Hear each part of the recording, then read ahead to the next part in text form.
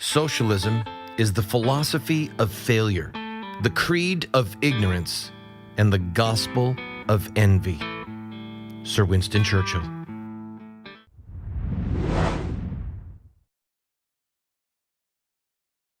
Welcome back, friend. If I was going to do an altar call, it would be something like this. God's hand is on some of you to be in the ministry. And I want you to consider coming forward, if I was in a church, and coming to this altar and saying, God, I offer myself to you to be in the ministry. Now, by the way, I'm not talking about a Sunday school teacher, missionary, pastor, evangelist. I mean, think about it. You've heard altar calls at a church for these various ministries, have you not? How many times have you heard an altar call to become a lawyer so that you could become a judge? How many altar calls have you heard for you to come forward so that you could be in government? That's the ministry. What do you mean that's the ministry, Randall? Let me read to you from the scriptures. Romans chapter 11. It said, "For rulers are not a terror of good conduct, but bad. Would you have no fear of him who is in authority? Then do what is good, and you'll receive his approval. For he is God's servant for your good.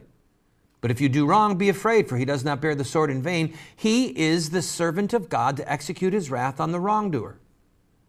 Verse 6, "Therefore, for the same reason you also pay taxes, for the authorities are ministers of God, attending to this very thing."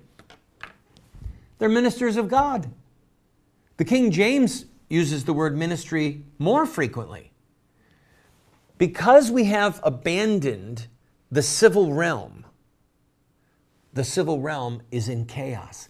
But God says it's the ministry. And if civil servants, all right, judges, politicians, are ruling justly, ruling in the fear of God, then as the scripture says, you have justice in the earth. Why don't you consider heeding that call to the ministry to become a judge or a politician and raise your children to do so? Talk to you again. I recognize that this job can take a toll on you.